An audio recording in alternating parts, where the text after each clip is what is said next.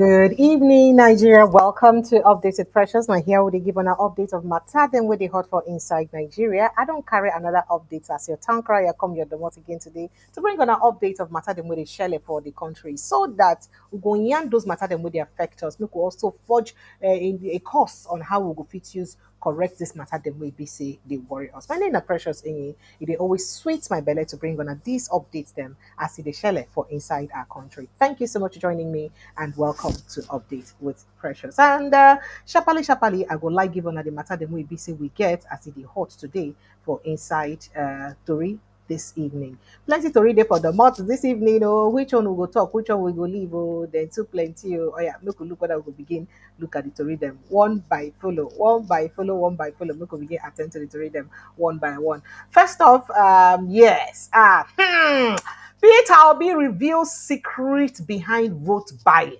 You want to know that secret? And you know today, as he just revealed that secret, few minutes after he revealed that secret, INEC portal record over 26,000 hits just few hours after Obi post that thing. And of course, he also add and encourage Nigerians to participate for the continuous voter registration exercise when they go on. INEC portal just PM spike up immediately.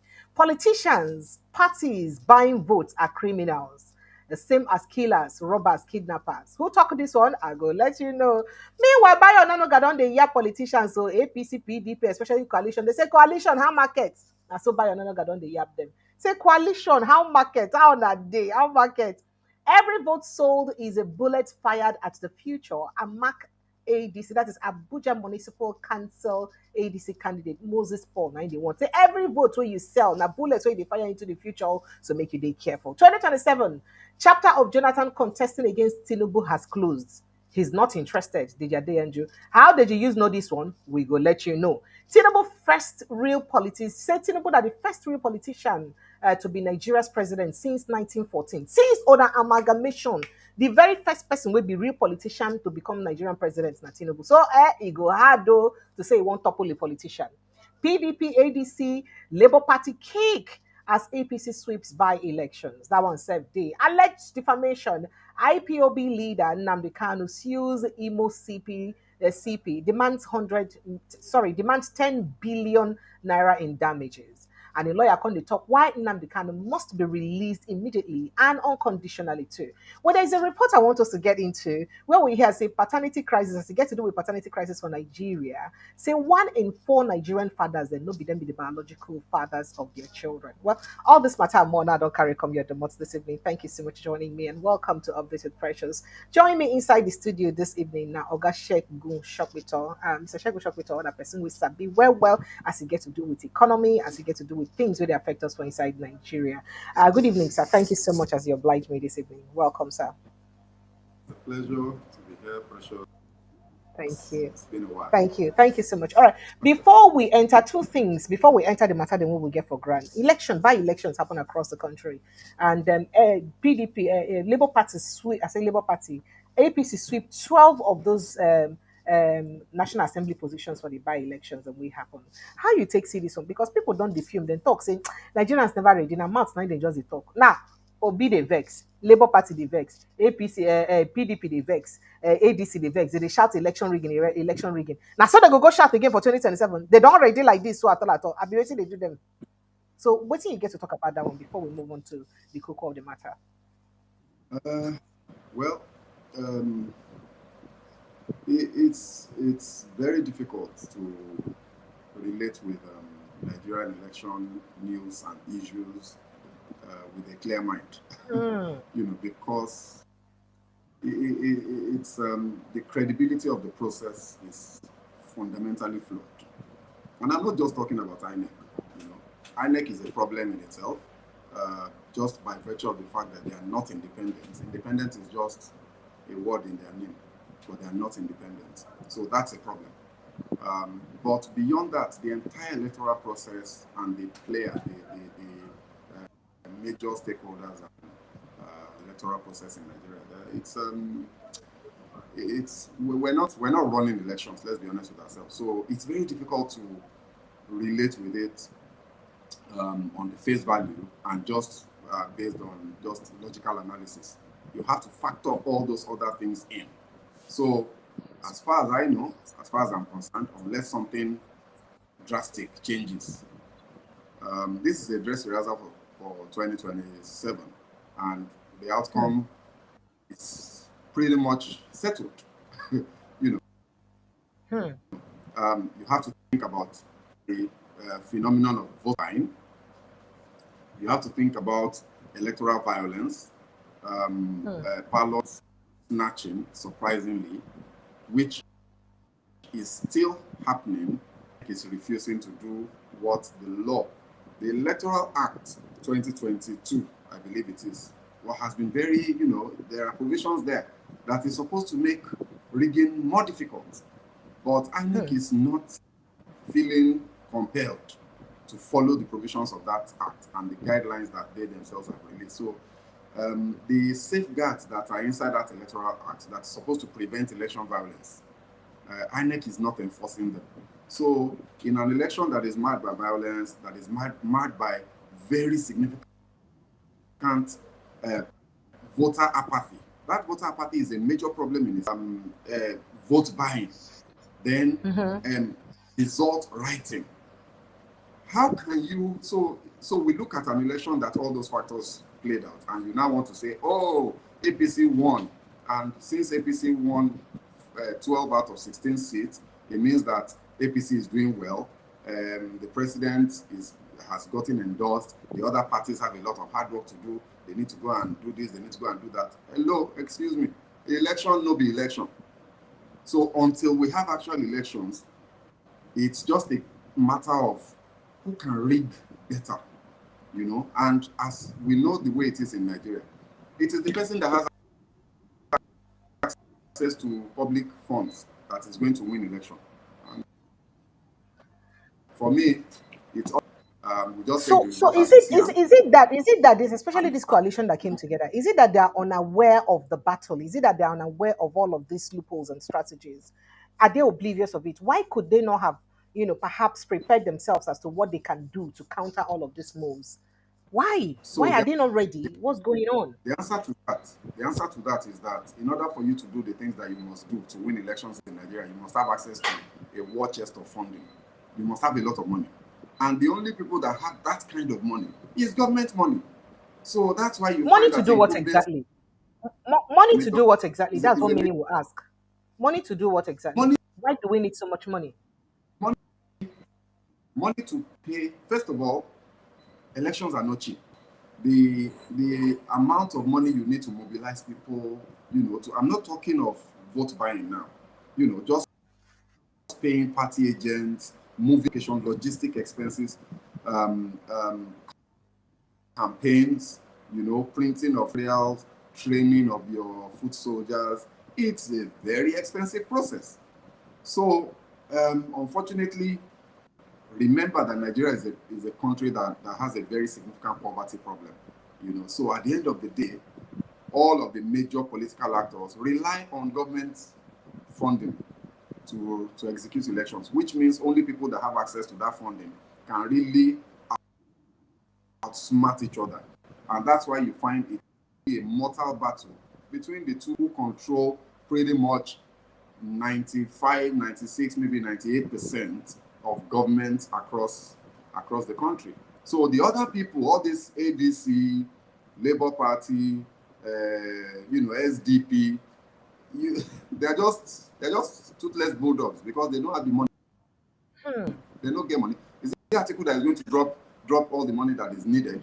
Also, what happened with Labour Party in 2023, even though Obi is a billionaire, how much can you fund alone by yourself? How much can you possibly do by yourself? So it's a very expensive process, and it is the people that have, unfortunately, because again, our electoral laws are not very strong in shining transparency into party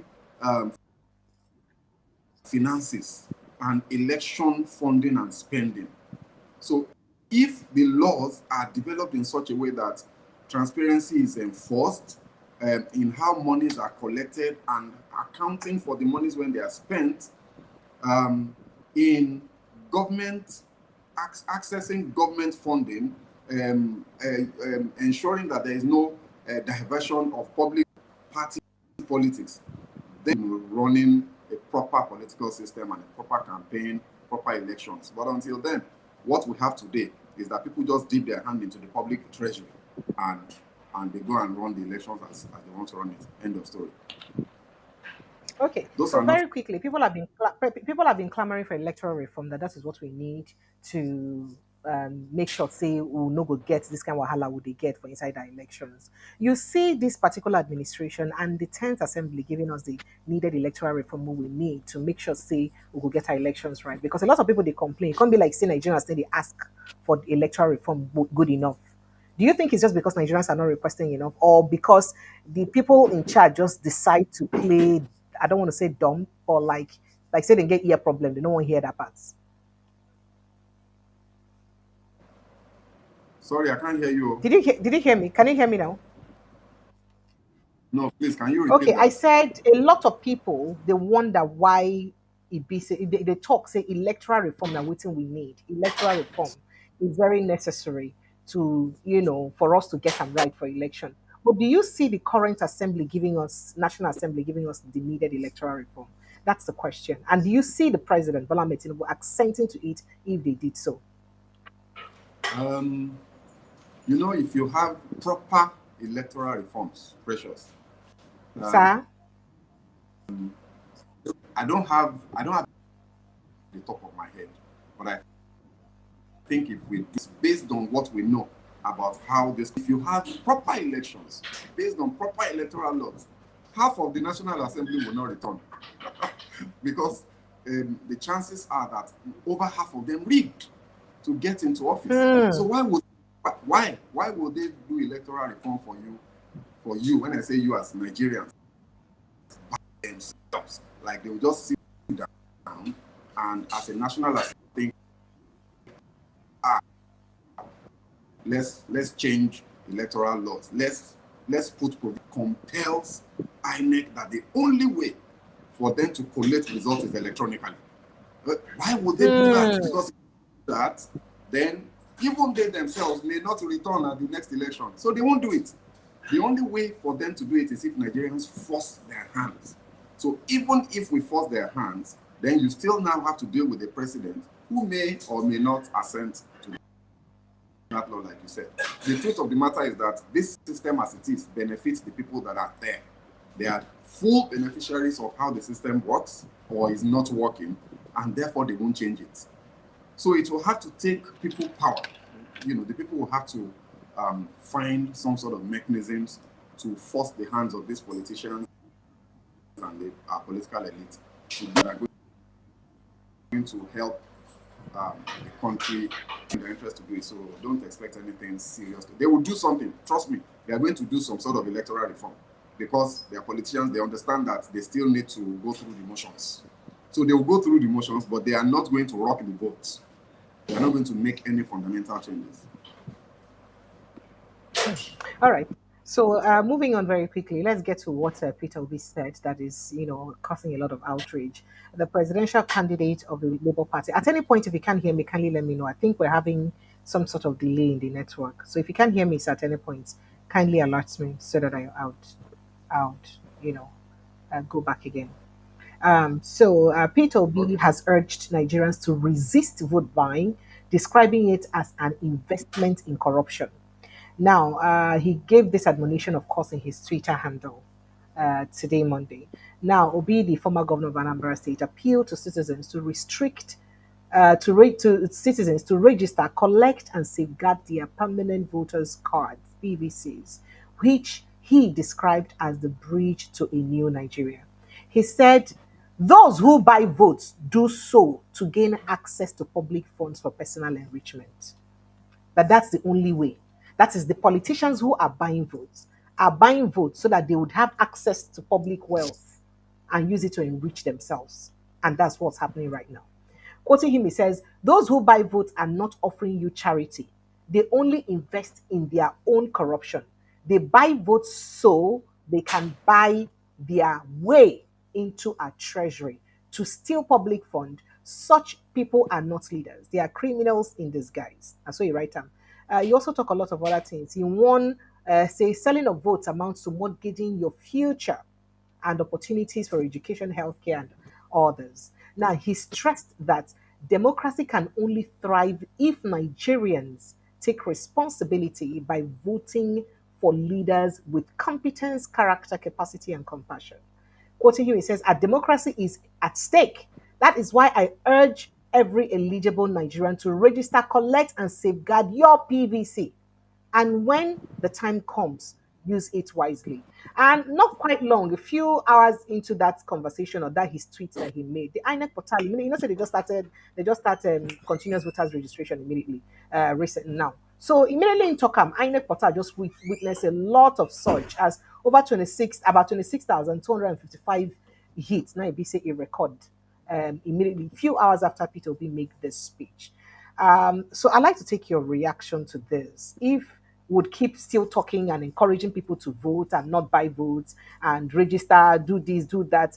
How long? How do we continue like this? It clearly didn't work in 2023. Is it going to work in 2027? Why are we doing this to ourselves? People say these are just mere rhetorics. I mean, if you're not ready to hit the ground dirty to work with others the way they do, then Oga shift for corner. That's what people are saying. But let me take your opinion, sir.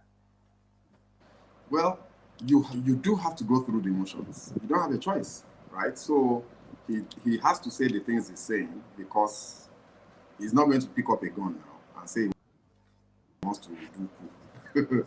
he must still go through the electoral process. Whether there's electoral reforms or not, if he wants to become president, he must offer himself on the ballot box. So, he has to say the things he's saying and go ahead, like he said, and collect your PVC. It's been 2 years since the last election. So if you were 16 in 2023, you're ready. You can vote now. Go collect your PVC. If you were older than 16, but for some reason you didn't have a PVC, go get it. Because, and the reason this is important is the politicians can't if people don't come out to vote.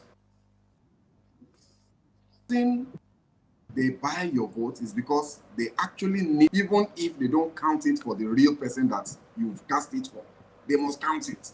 So your vote will count. So you must go and vote. Now, this next step now, to speaking, addressing what you're talking about,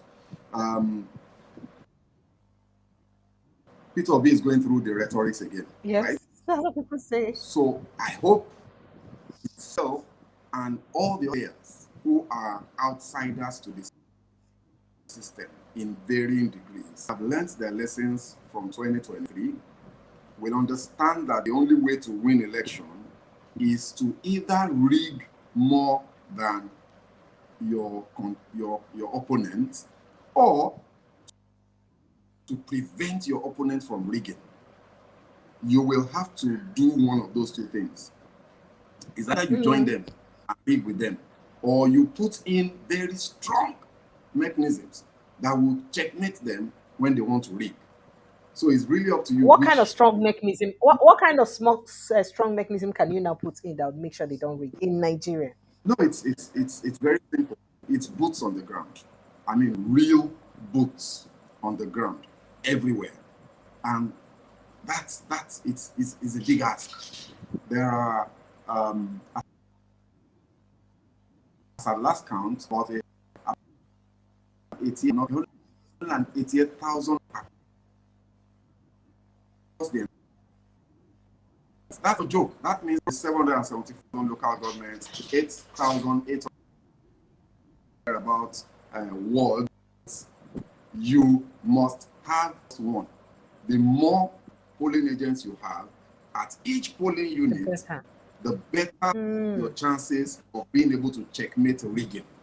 That's how it works. The only way to stop rigging is to have people that will keep their eye on the ball and insist that what was recorded, the returning officer by on the first result collation form at the polling unit, that what must be what is captured at the collation center and must be the thing that is uploaded by using beavers into IRM. You need polling units, polling agents to ensure that happens. So, and that will take a lot of money. Imagine now, are you not going to pay those talking of vote buying. I'm not talking of bribe for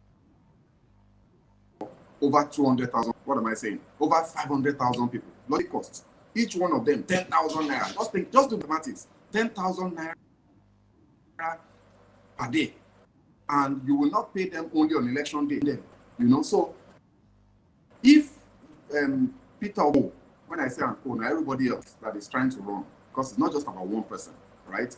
They need to understand that they need to mobilize the resources that will enable them do this and do it thoroughly. If the government and politicians that have access to the than enough, that's what they call the structure now of criminality. So when Peter criminality, he is talking about how they fund it. But that structure, you can't do without it. You can never win any election without that structure. Whether the structure is made up of volunteers who you are not paying very, very, or that you are paying. So you need bills and big bills on that structure. In my opinion, the Peter will be whoever else wants to contest in 2026, what they need to start doing now, whether it's SDP, whether it's ADC, whether it's Labour Party, all those parties, whether it's a coalition of all of them, there is no shortcut to having boots on ground to ensure that what the Electoral Act provides is what happens. That solution. There is no other solution. Unless you want to pay people to go and write a result. Where do you want the money from? To pay people to... This is the thing. The Obedience Campaign Group had launched what they called MERD, which means make election rigging difficult. And just what you said, the strategy where you're talking on a part of waiting then announce, say they go adopt by ensuring, say every polling unit gets as many polling unit agents as possible, and then get people who go stand by, protect the vote and all that. But remember, there are also times and occasions where you say they intimidate some of these polling unit agents with thugs, and police go just stand by the look. They no go do anything. They go pursue them, intimidate them, and then from the ruling parties, and they go disperse them, carry the ballot papers, do what they want to do. So, do you think that this MERD initiative may actually work if the authorities in charge decide to use power? I mean, look, it's an act. It's first of all, I think it should be commended that somebody is at least thinking about it. Something like that. So we need to commend people behind this, for thinking it up and for at least having a plan. Whether it will be effective or not is a completely different question, and that entirely depends on whether they've learned their lessons, or whether, for example, they found a way to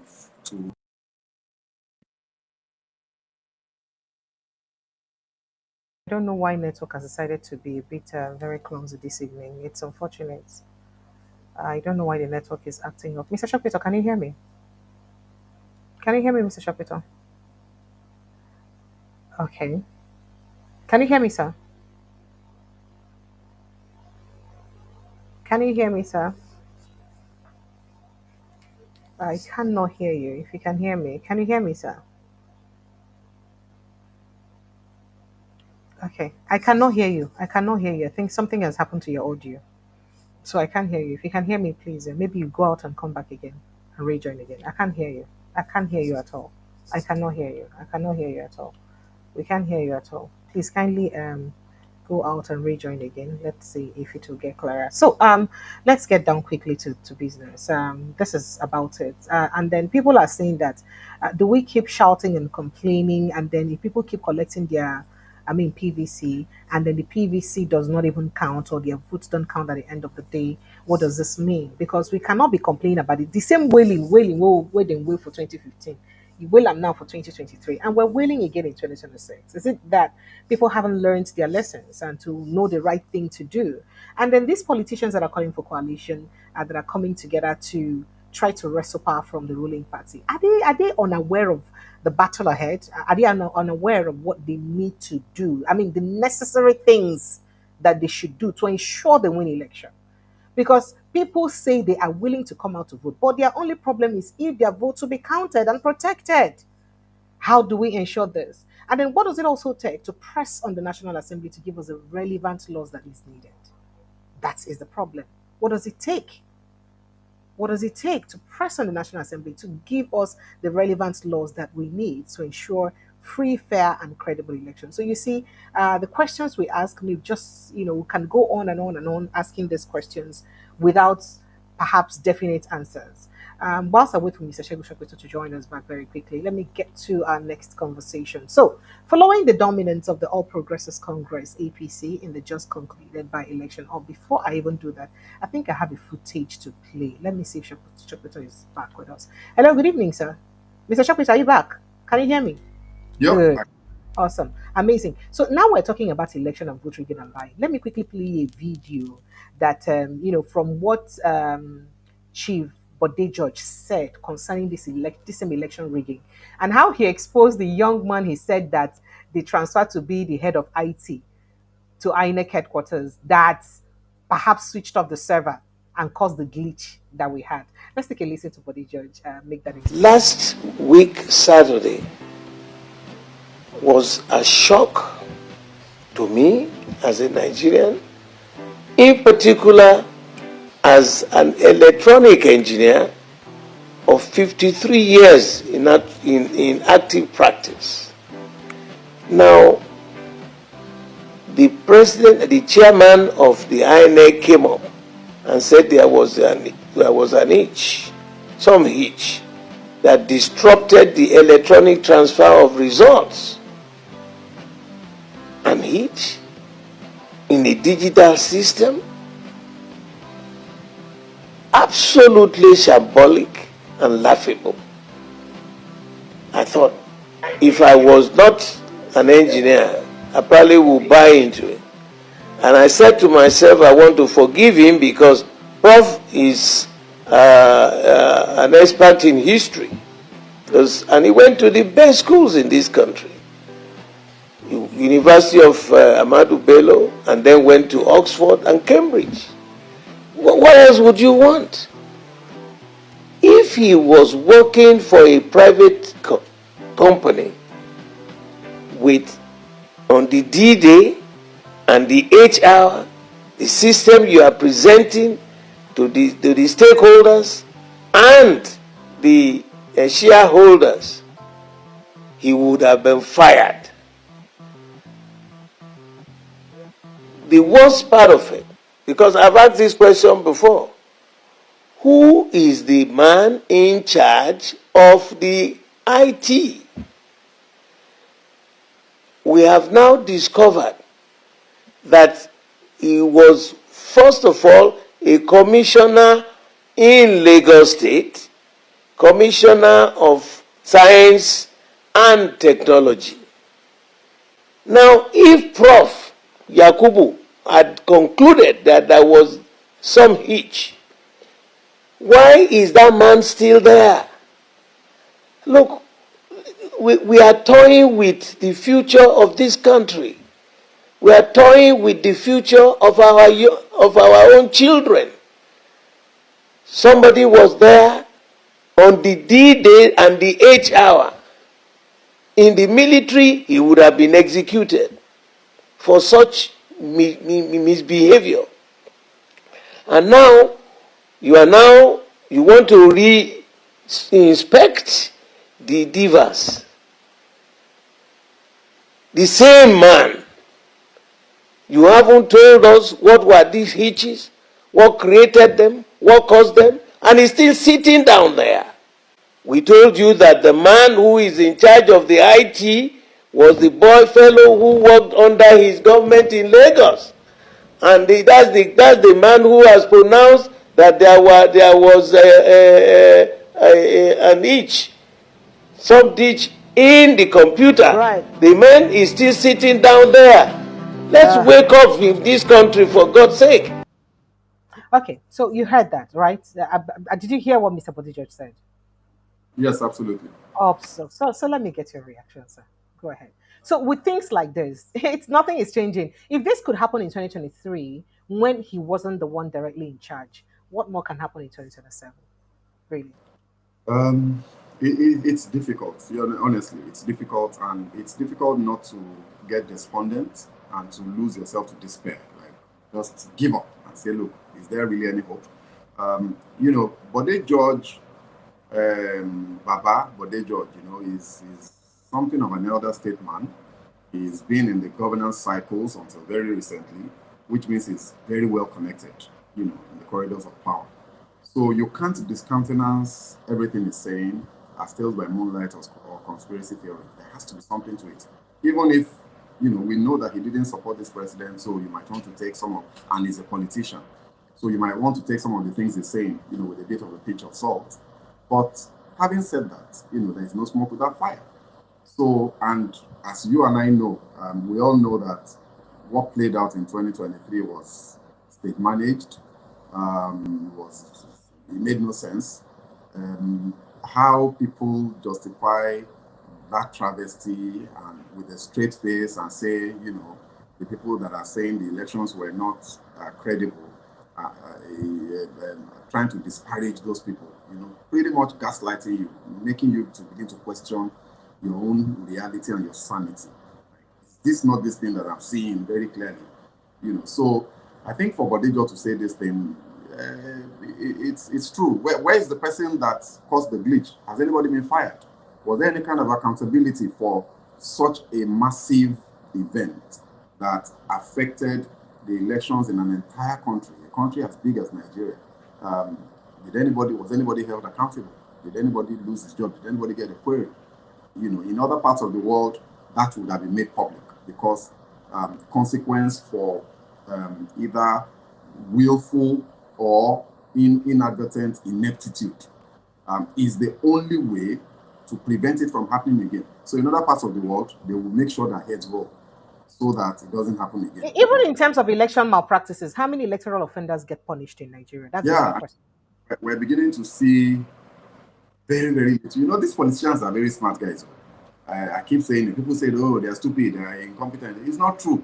Anything that they are doing or not doing is deliberate, right? So now what they're doing is that they've started taking people to court, and one or two people have been jailed, but compared to the scale. Now, the reason they've done that is so that they can respond to anybody that puts it to them. No, people were taken to court and they were sent to prison. But when you weigh the number of people that have faced some sort of consequence against the sheer size of the people that are perpetrating these crimes, including the ones that come on TV and say it on live TV, national figures, and they will tell you, I rigged, I helped you rig, I helped this guy rig election, that's why I won. And nothing happens. Are we not a bit of a joke of the country, So Chief Bode George is not saying anything new. We all know that these things are there. We know that we need something to give with regards to how we practice our democracy. We know that what we are doing is civil rule and that our elections are not really elections. So the question, will always remain, what are we going to do about it? So the initiative by the obedient movement saying, make election rigging difficult. It's a good initiative. We need to see more action like that, not only from the politicians, but also from civil society and from the rest of, of the citizenry. Because at the end of the day, we're the ones losing.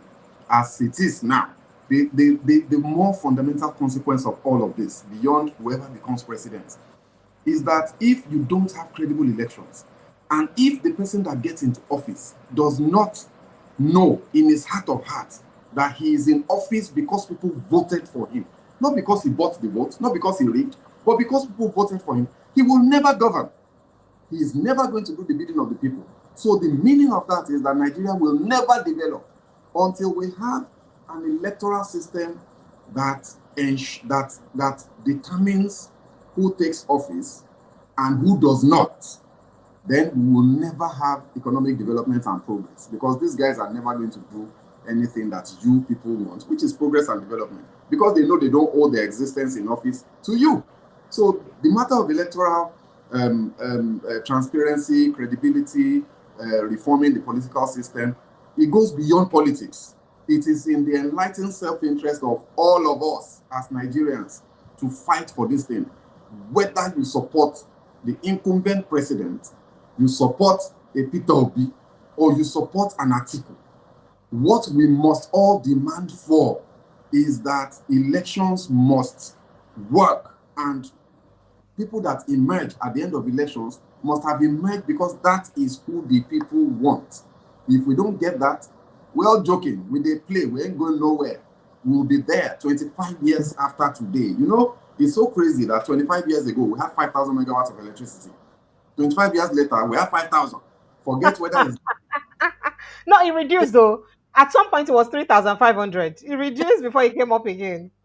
very well safe during that period. Now, the new Minister of Power is saying, he's proud of 6,000 megawatts. You know, as like something is wrong with us. So now, the point I'm making is 25 years from today, no be swear, no be curse. I'm not being negative. If we don't fix how our leaders emerge, 25 years from today, precious, Sir? will be, if we have 8,000, maybe 8,000 megawatts. To develop as a country, you need like 100,000, 200 million people. You need I like say, 100. every time I remember South Africa, say South Africa for our backyard here, airports alone get 10,000 megawatts. Airports for South Africa alone get 1,000 10,000. megawatts. So, and all of us, and our population don't reach their own, no. And all of us Ah, join together, we see they struggle for less than 10,000 megawatts. It's very unfortunate. It's that very is not good.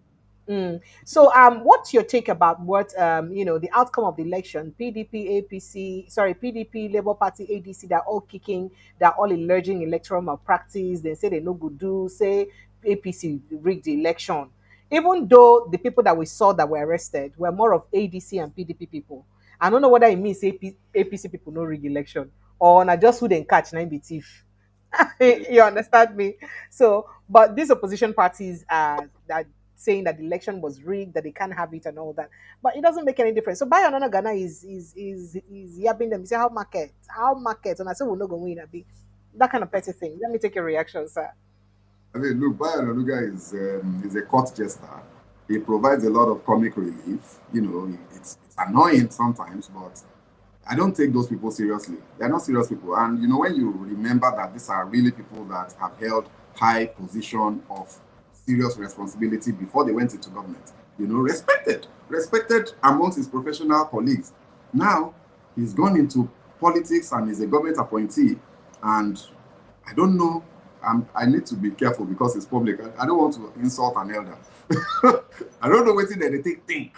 You know, what are they using? Is it the brain inside their head that God gave them that they're using to think, or something else?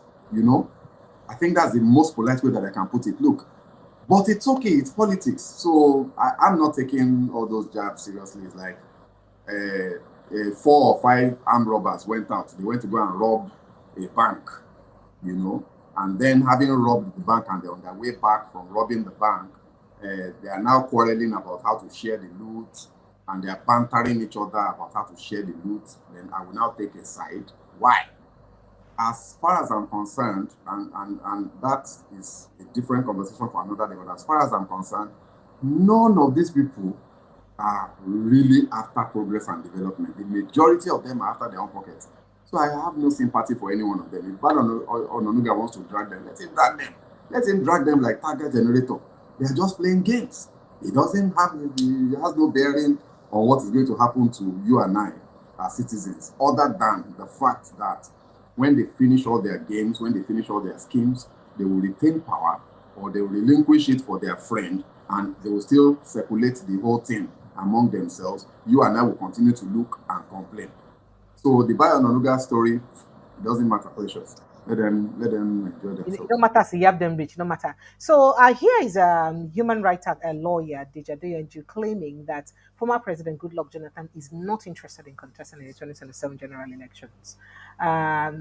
He suggested that the People's Democratic, okay, yeah, so that's what he said.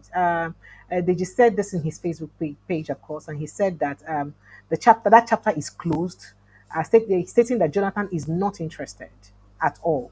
Now, a lot of people remember that complaint, a bit that clamor, whether or not Jonathan was going to contest, was made popular by some PDP chieftain who have even insinuated that Jonathan is a better offer for the North, a better candidate for the North. Especially some people they look and say because of saying sure, say sure banker you go do only 4 years, you know, go do less than 4 years. But now at some point we also come hear from person we say being aid or close ally. We talk say in don't they do consultations to ready to come back again, contest.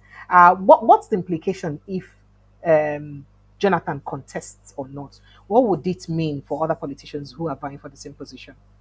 Okay, so I think that the first thing that we all need to agree is that the only way for somebody other than President Tinubu to be president after 2027 is if the politicians grow up and join forces and don't split But the race.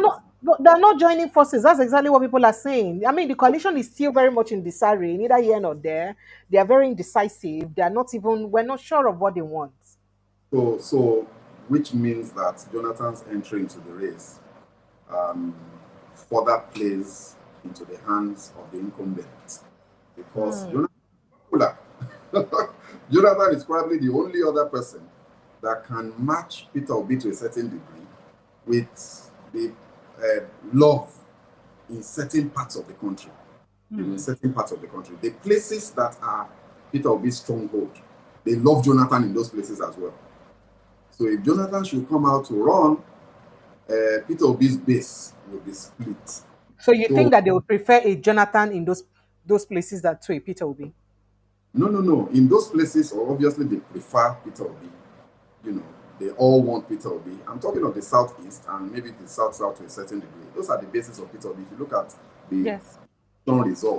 election Yes. results Yes. of 2023, those were the places that rigging was more difficult for the incumbent, for the Ruling ruling party. party. Apart from River State. Apart from Apart River from State. apart from Apart Rivers from State, a weak case River State. the drama that happened to make that happen. So, so those places, what I'm saying is if Jonathan should run, then the votes that in those places, it will be swept 90%, 98%, 97%. It will be split because some of those people will vote for Jonathan. And Jonathan, yes, he might get some votes in the north because, like you said, the calculation, they are sure that Jonathan will not do a second term. He's not allowed by constitution. So that will be, an attractive factor for them to support Jonathan. But then some people will still support the incumbent because it's political calculations. And the northern political elite are very sophisticated, they are smart.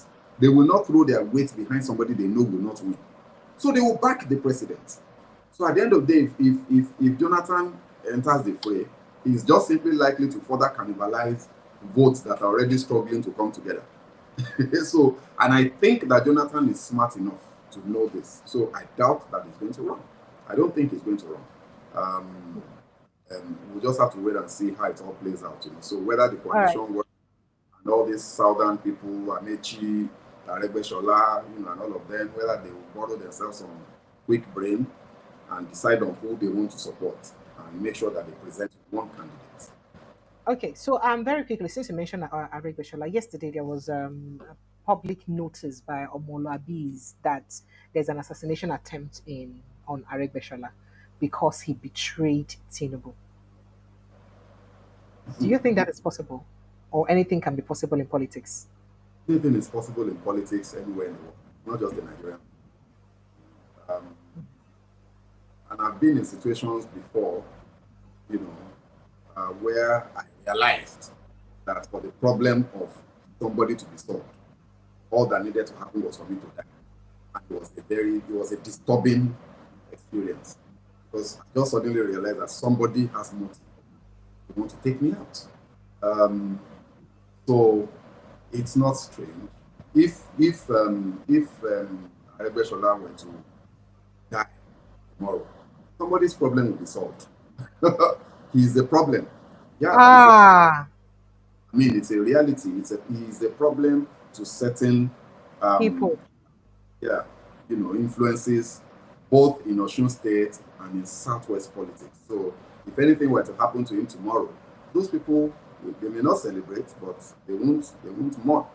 So to hear that there was an assassination attempt, it could be true. I can't discountenance it, but I will urge the police to look into that and to either debunk it, because it's not really good news to be hearing. We don't want to be hearing that kind of thing about our politics, or to establish it and arrest the conspirators, so that we've had enough of violence, we've had enough of political assassinations. We don't need more of that. That's not the way forward for any democracy or any country that wants to grow.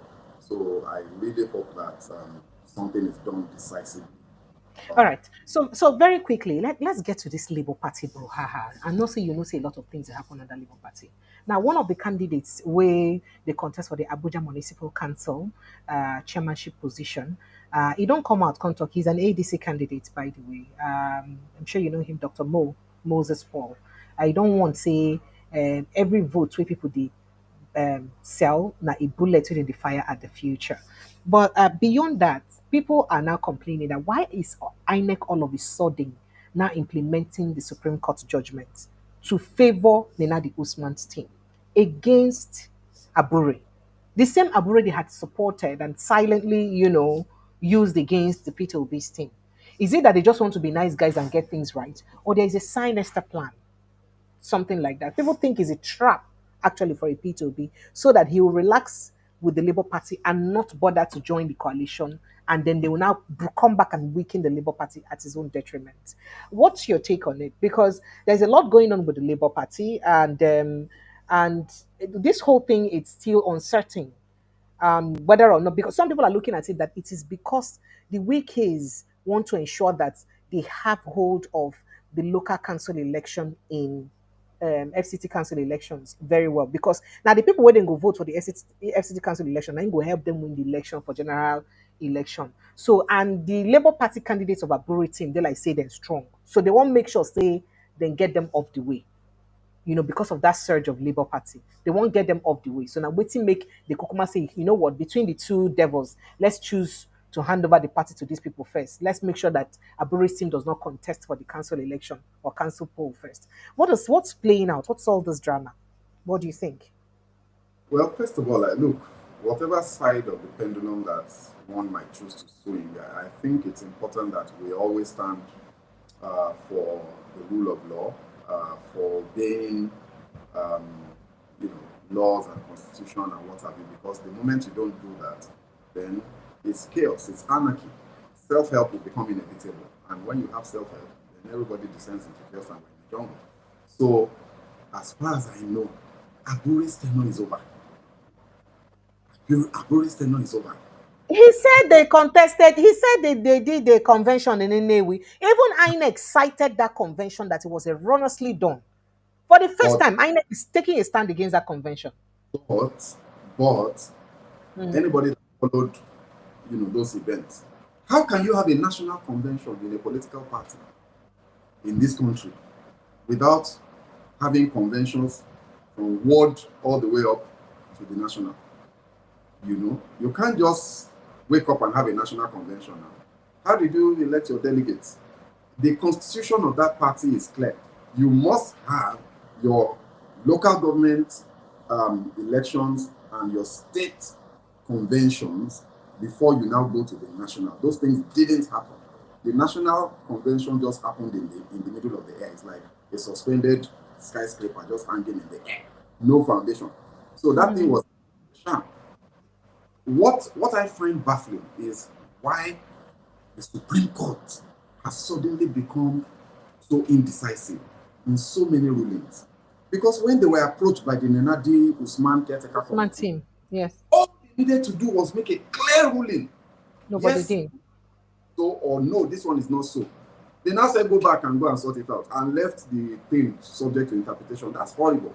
They are really, really not helping the development of our democracy at all. This Supreme Court as they're running to be. So now the point to answer your question, in my opinion, I don't think that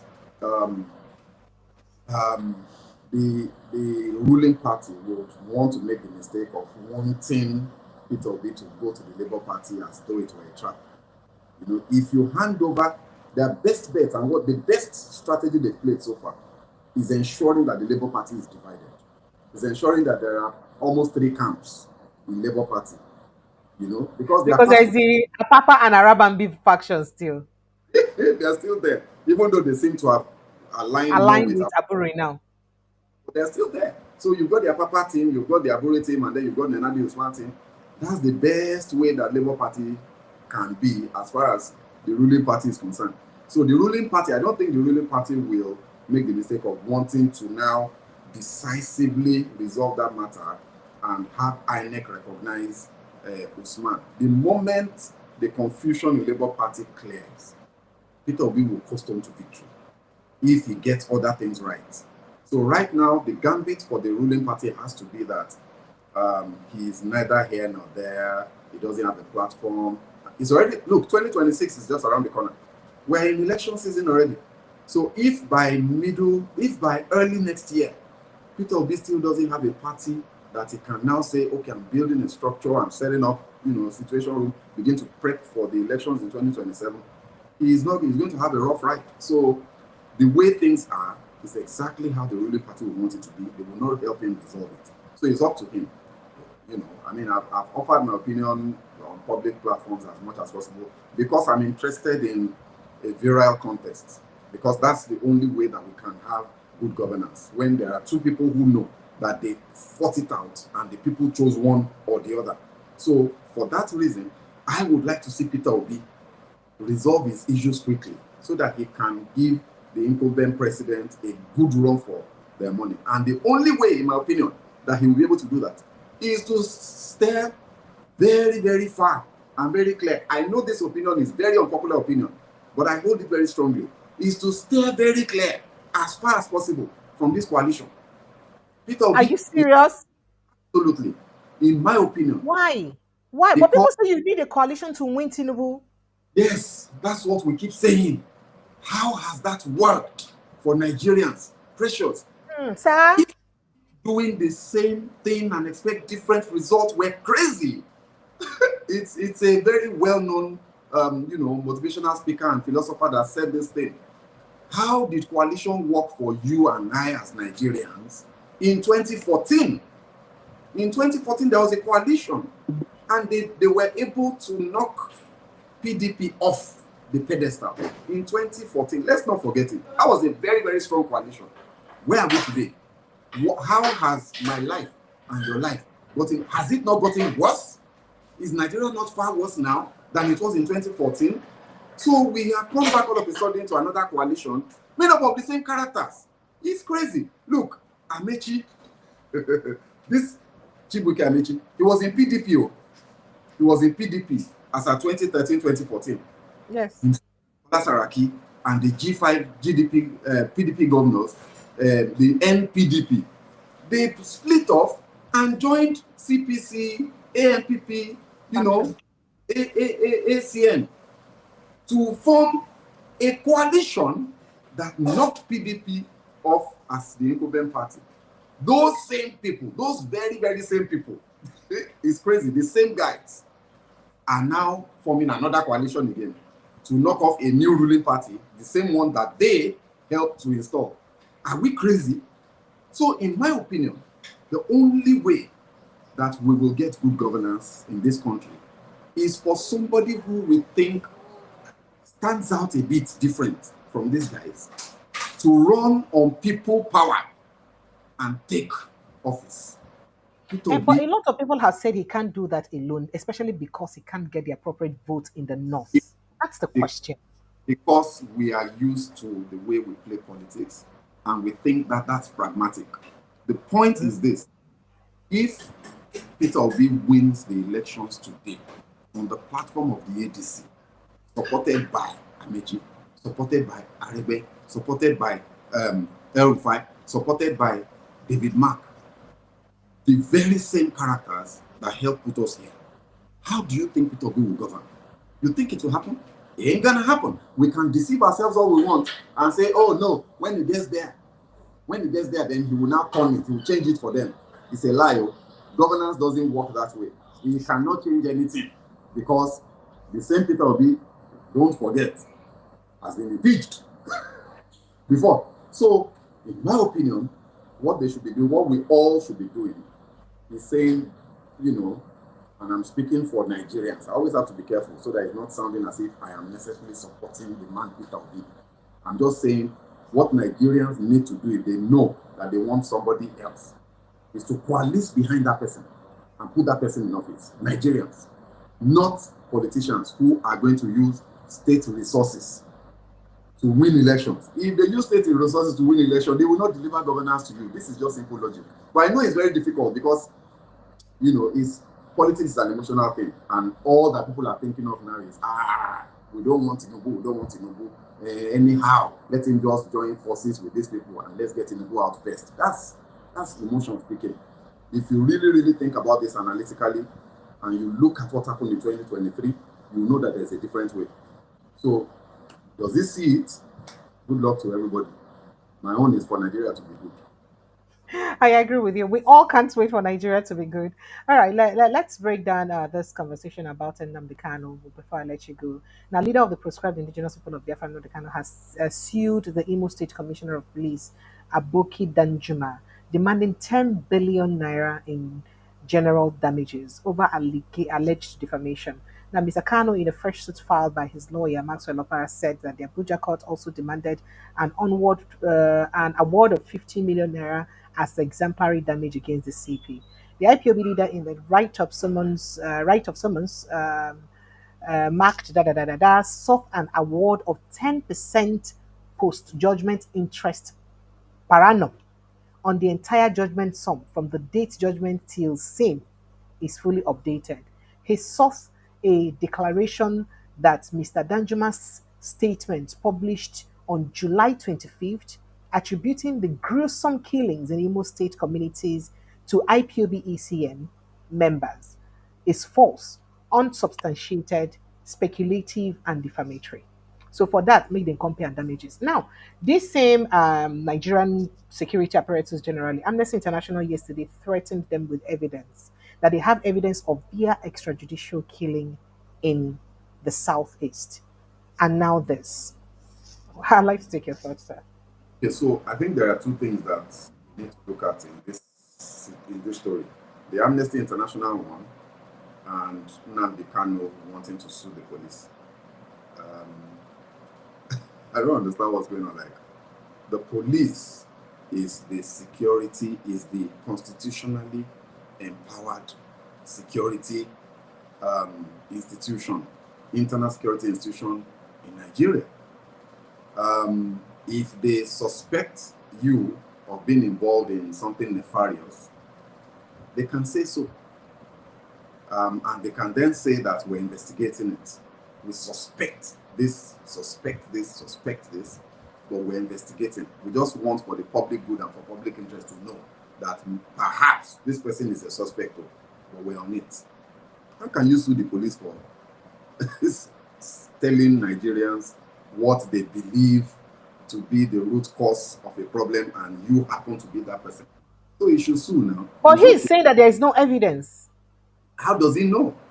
You know, it's the police. This is the police. You know, it would have been different if Maazị Nnamdi Kanu was suing me or you and saying, how dare Segun Shokweton say that I am the one behind the ESM? And I say, he must present his evidence. This is the Nigeria police. If the Nigeria police believes that somebody is behind something, they can say it. I don't know of any law that says that Nigeria police can defame somebody. I've never heard of this. It's so strange. It's strange. They are saying what they believe to be the truth based on preliminary evidence they claim to have. So how can somebody now sue them and say defamation? It should go. The lawyers must eat now. I'm happy they must eat. However, it said that the report of the Amnesty International is something that we must take very seriously. I think these are security forces, as we all know, they get carried away. They have uniform, they have gun, they believe they are God. And they do whatever they want to do. They really do believe that they have the power of life and death. And that's very unfortunate. It's not supposed to be that way. I was driving back home from a meeting I went for at some time last week or thereabouts. And I was passing through a particular place where there is a popular checkpoint in Lagos here, under the Otedola Bridge. And this policeman just entered the road. You know, I was a bit taken aback, and I thought maybe he wanted to flag me down, but I discovered that no, he wasn't. He was just crossing. He just crossed. He didn't look at the car. He didn't flag me down to say I want to pass. He just entered the road. So I was the one that had to quickly stop, Oh. you know. And I was just thinking in my head, is this guy crazy? Does he think he's gone will prevent my car from knocking him over, you know? So that's the mentality and the mindset of the average person, security person carrying guns. And as a result of that, they do. There's a lot of excesses. There's a lot of crazy stuff that goes on there. And I think that the Nigeria police need to, not just the Nigeria police actually, they also accuse the military of very The serious military too. Yes, the military too. actions, you know, in the southeast and in the northeast and in other theaters, you know, of operation where they're involved. So I think these agencies do need to come forward and prove their innocence. Yes, we want you to protect. Yes, we appreciate them for all the fight they're fighting for us, especially the military, but they must do it within the rules of engagement, not, you know, go into their own hands. So it's a very serious accusation, and I want to hope that somebody will come out and provide evidence that it's not true. All right, thank you, sir. So before I let you go, in fact, now you said military, I wanted to put up a video, but I think I'll do that one another day. And let me leave that. But before I go, there is a disturbing trend in Nigeria where we hear that one out of every four men in Nigeria are not the real fathers of their children. So paternity fraud, it's at its peak again in Nigeria. What does this mean, really? You know, worrisome development. I know say you will laugh about this matter, but it's away from politics. It's a concern. In fact, Yeah, people don't even threaten our forefathers. Say if they go do DNA back in the days, you know, especially those our forefathers who married 10, 15, 20 wives, they go realize say half of the children nobody then get them. But so what do we owe all of this, and what does this mean to our society really? Especially considering Africa is a highly polygamous, you know, society and patrilineal at that, and patriarchal yeah. rather at that. Go ahead. The end of my thinking is probably a bit unorthodox. You know, I think that at the end of the day, the child that you brought up, you brought Is the your child, child. your picking be that. Whether na you, whether you share your blood or not. You will just give yourself hypertension for nothing. The genetic, Ah, I'm telling you, oh, precious, sorry, oh, no, no, sir. that genetic bond, yes, it's there, it's real.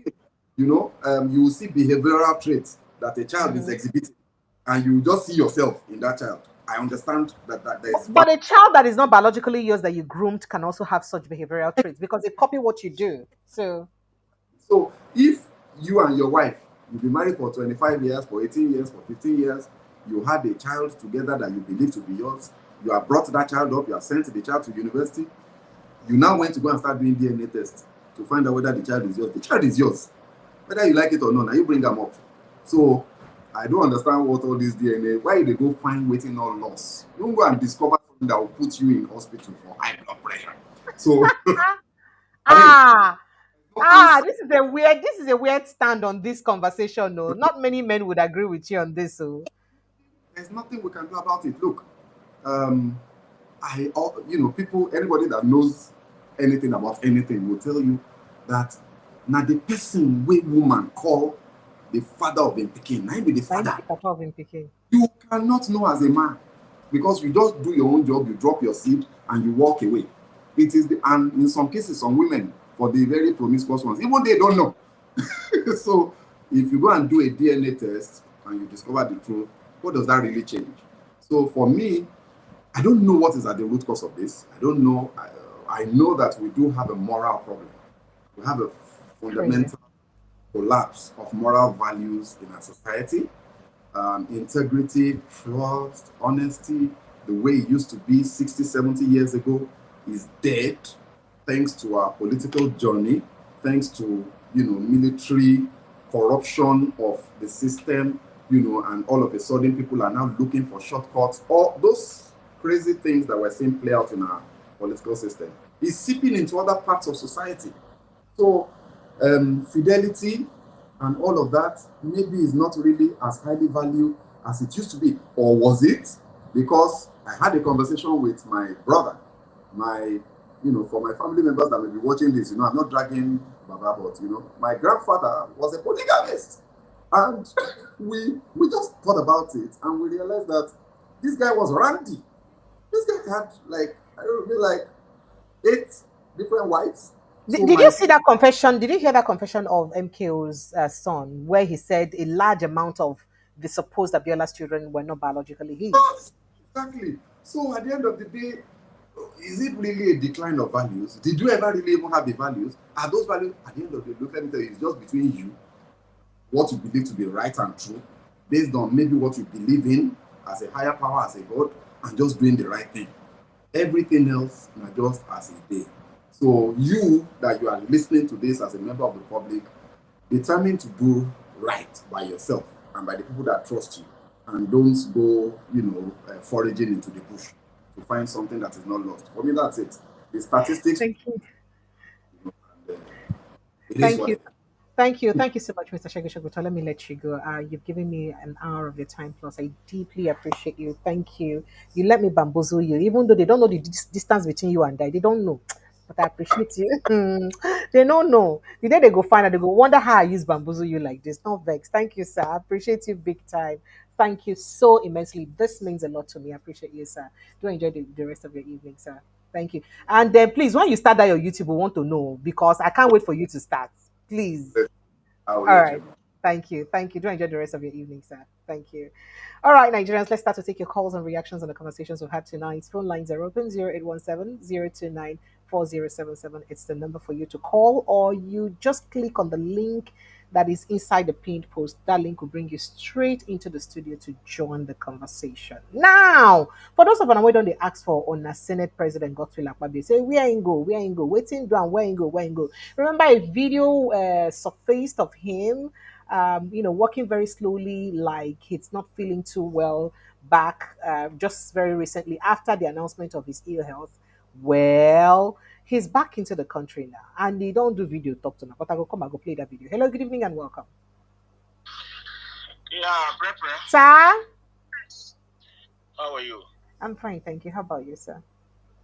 Yeah, I'm good. This is to call it for Flitter. C2, you're welcome. Go ahead. Yeah, Precious. We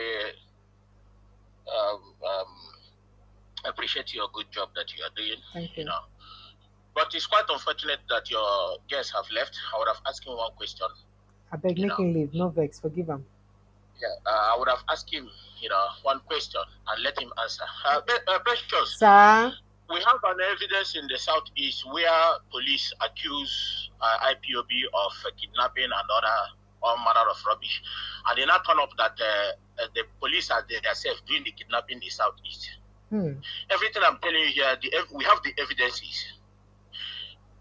Do you know there's a policeman caught in Kogi State now that is doing kidnapping and running of guns, whatever they call it in Kogi State? Are you aware?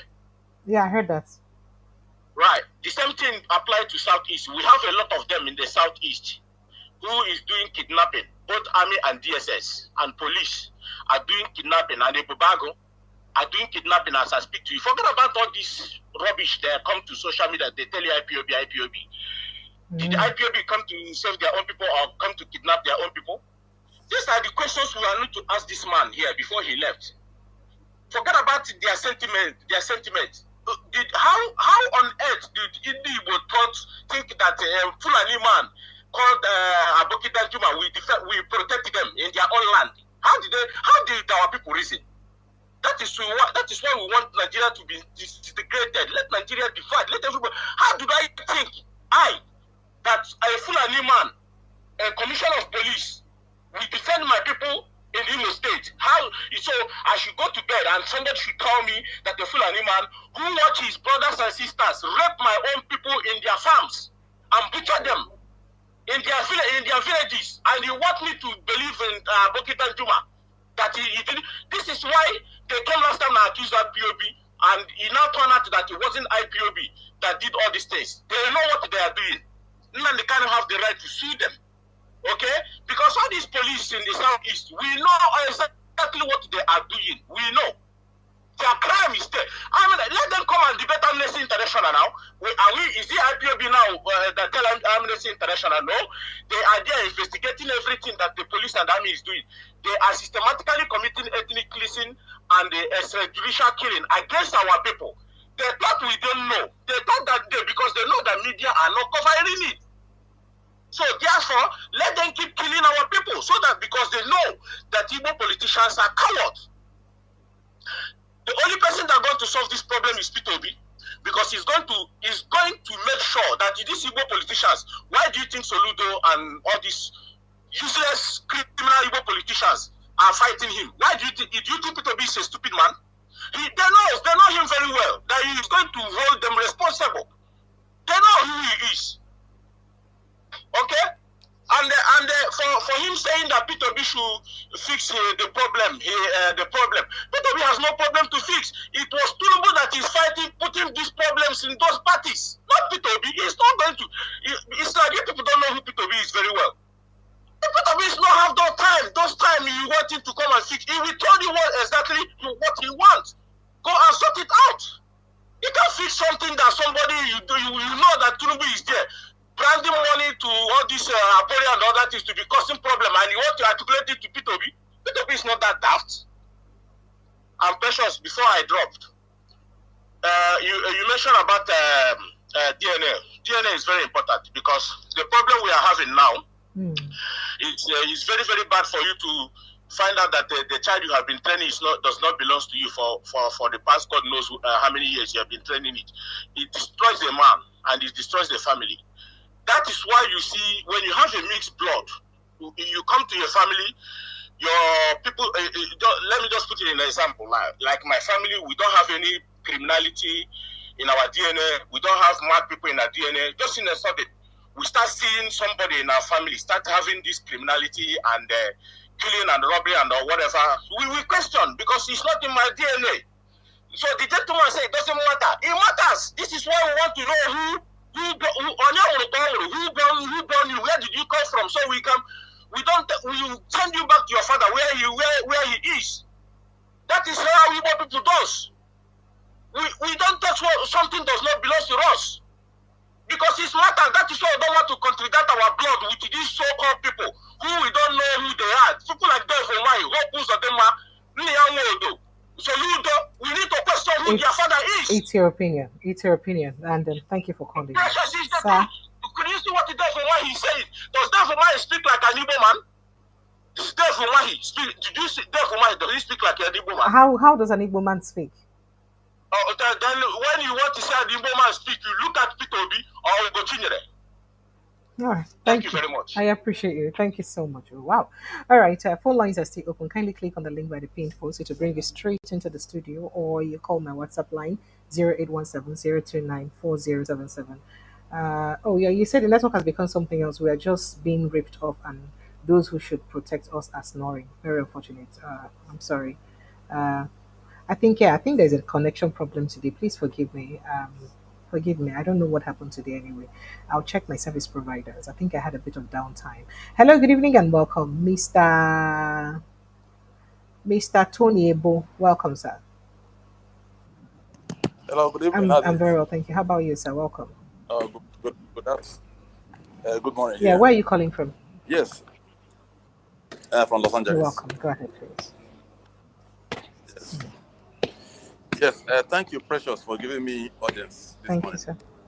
And yes, my concern is about this last election. Gave us an idea of what they're going to do, what they intend to do. APC, because like I said the other time I called in, I said the best thing for us to do is to insist on electoral reform. You said so. Because without that, we can never have any credible election. They're going to buy votes. People are hungry. And people will take money just for a day and then destroy their future. Instead of that things happening this way. But we have to fight this, not just us, the electorates, P2B and Co., the rest of them, those big bags, they have to start the fight. Then the masses will join them. like I said earlier. And then the coalition, like I said, the coalition is not going to work. The only way, Peter, we can win this election and get somebody there is by going back to Labour, put Labour together. Now that we captured Labour back, we work on Labour, strengthen the Labour Party, and then go ahead and contest. Let Obi and Dati go back. They will win the election because people came out, people wanted a change. We want to make a change in the country. Okay. This is my stake. All right. Yes. Thank you. Thank you so much. I appreciate you. Thank you. Hello. Good evening and welcome. Good evening, All right. sir. What's your name and where Good are you calling evening. from? Good evening. Yes, sir. What is your name, My sir? name Where are you is calling from? Treasure from Asaba. Treasure from Asaba. You're welcome. Go ahead, please. Yeah. Thank you for your wonderful work you are doing. Thank you, sir. I especially want to appreciate your guests. You did a nice work. Thank you. I want to speak on the issue of DNA test. Okay, go ahead. The DNA test is a personal stuff. Mm-hmm. If you feel that they want to test it, you can go ahead and test it. But for me, I believe that if you have already trained a child, if you pass the age of 18 and become an adult, it's not necessary. But when you're still a small child, yeah, it's not necessary at that stage. Reason is because I'm seeing a child as an investment. It's a treasure. You have invested a lot. So now, if you determine the father of the child and take it back to the child, it's a loss for you. So for that reason, there's no need to determine the paternity. It's not necessary. Unless if the child is not behaving well and you have another child. For example, if you're a king, that child becomes, for example, is a first son, and is one going to take over your throne, and is not behaving well, and they say, let me go and check DNA, know what is happening. But if I'm not a king, I'm not in that status, and the child is behaving well, it's not, even though I did DNA test and find out, I will just forgive my wife, forget about the whole incident. That's why I say it's a personal stuff. Because people are saying that missing blood, getting blood, the wife you marry, is it your blood? Your wife came from different family, you came from different family to build a family. So that your child also came from different, after all, the people you are meeting in the town, villages, pastors, we are working together. They're not your blood, but you people are relating well. So to me, if I'm to advise somebody after 18, I will tell you, young man, forget about it. All right, thank you. The issue of Labour Party, I want issue of what you are seeing in Labour Party, ABC, is a reflection of Nigerian character. If truly the people in Labour Party mean good governance the way Obi mean good governance, they will not have room for they are claiming that these people are using them. It's not when you make yourself available, people will use you. Nobody will want to use you without your consent. So if their behavior, they do not believe in true Nigeria. What they believe is they are compromised people. That's why you are seeing all this character. So no party will form today. You will never see that character. Because this is the picture of Nigeria. If Nigerians are like 80% of Nigeria, and the same thing like Obi, they are going to get good governance and Obi will win the election. But the majority of Nigeria are compromised. Everybody is looking for what he's going to get. Why are they doing this? Thank you. The first time, all right, let me stop here. All right, thank you. Thank you so much. I appreciate you. Thank You're you welcome. so much. Thank you. All right. Okay, so kindly also ensure that you follow us, like and share this post. Please, if you've not liked, please like and share this post. And also do well to subscribe so that other people around you would, help us make move the ministry forward. Hello, good evening and welcome. Hello. Hello. Sir? Yeah. Precious, good evening. Good evening. What's your name, sir? Where are you calling from? My name is Richard Uzoma Odi. I'm calling from Doha, Qatar. You're welcome. Go ahead, please. Yeah. What I want to say regarding what Mr. Shego said. Yeah. So what I want to say regarding the issue of Nnamdi Kanu suing the police, what Mr. Shego said is not correct. Mm. See, if a presenter or an analyst comes to your program, understand, any information, any topic you or any person you ask, has every right. I don't know much about it. It's not a must that you must contribute. Because because I was watching what he was saying, he doesn't know much about what is happening in Imo State. And it is an honorable thing for him to say, I beg, let me forget about this matter. I don't know much about it.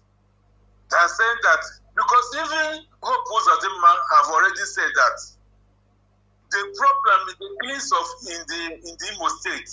It's called by politicians. Okay, Hope Uzodinma is the chief security officer.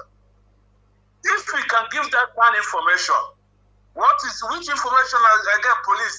Oh, is it not police that even give Hope Uzodinma that information that this killing is for political, it's not the IPOP or ESM people?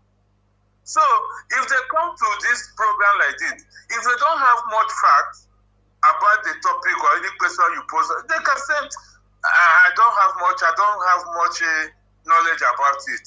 I'm coming to say out of ignorance. Okay, thank you so much. Thank you. It's your opinion, and he's also entitled to his. But I appreciate you. Thank you so much, sir. Thank you. All right. Let me get into the studio. Mr. Mook, good evening. Yeah, greeting, precious. How are you today? I'm very well, thank you. How about you, sir? Happy Monday. Happy Monday to you, sir. Go ahead, Yeah, please. yeah. Thank you very much. Let me start with I've not been listening, like I said, but I think I got the gist. Some of the topic. Mm. Somebody said something about my state, Imo State. There's something I had discovered recently about what's actually happening. In my own opinion, of all the whole South Eastern state, Imo State Imo State is having the worst atrocity. That's my own opinion. I mean, most of them may not be in the news, and most of them has to be about INEC of Opposite. I mean, in Nigeria, we consider him to be the chief security officer, but does he have the power? I mean, this thing is pretty much federalized. It's being controlled by the federal, but I think he can make an impact by asking for more security because he's looking at Tinubu as his father. He used to be that with Tinubu, so I don't know what kind of leverage he has with Tinubu. I mean, to say more apart from the insecurity, do you know that Imo State rank last in terms of revenue, you know, in the whole southeast? Why am I saying this? And they have the most resources. I mean, they have about 162 oil well, and they have this gas reserve, the best in West Africa or Africa as a whole. But the kind of leaders we have, particularly in Imo State recently, Rose Okorocha and the so-called this Uzodinma right now, they have not been able to leverage the resources that Imo has. If you look at, what's going on in Imo State right now, is very, very terrible, very deplorable. I mean, we are lacking in all capacity. Anambra make the most money, followed by Enugu and even Ebonyi State has more IGR than Imo State. So Imo State is in a precarious, position because we have bad leadership. They have not been able to leverage what we have. But having said that, this insecurity in Imo State is on a different level. I can tell you that, by the sources that I had, but that's a different story. That's not what I call. I called to, make a comment in reference to the by-election that just happened over the weekend. What does that tell you? It just gives you a case study of what's going to happen in the 2027. From my understanding, if I'm wrong, you let me know. Out of 16, the APC won 12. What does that tell you? It tell you about, we are still on the erosion of electoral integrity and democratic norm is not happening. I mean, it echoed the success, whereby the opposition has not done nothing. So what that tell you about the opposition, what's going to happen in 2027? Is it not giving you an indication what's actually going to happen? Because this country, people here, when some people call here, I mean, that's their opinion. I respect their own opinion. They are talking about Obi going it alone. Not in a Nigerian society we are right now, because election is not going to be free and fair.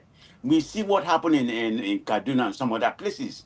This is just the beginning of, they just tell you what's going to happen. Like I said, it's a case study of what's going to happen in 2027. You need more than an OB.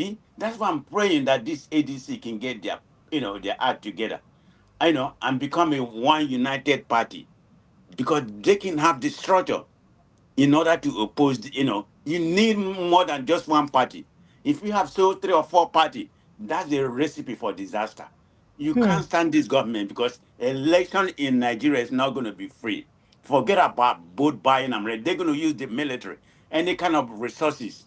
I mean, in 2017, my own opinion, if they don't get their self together and become one party, like it's happening right now, it's gonna be worse